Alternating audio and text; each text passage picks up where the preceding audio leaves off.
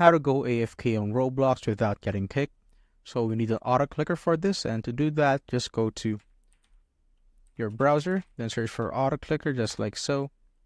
Then just tap on auto clicker download right here. I'll also put the link in the description for you guys to access it. Then just tap on download once you're here. Then this will pop up, just simply tap on save. Wait for it to download. Once that's done, just need to open it.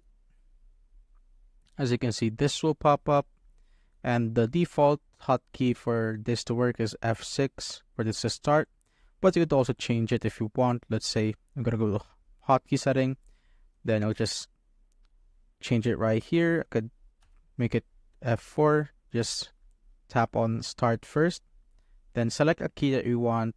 Let's say I want to use F4. As you can see, it is set automatically to F4. And if you want to change it again, you just go back right here, start, press the key again, tap on OK.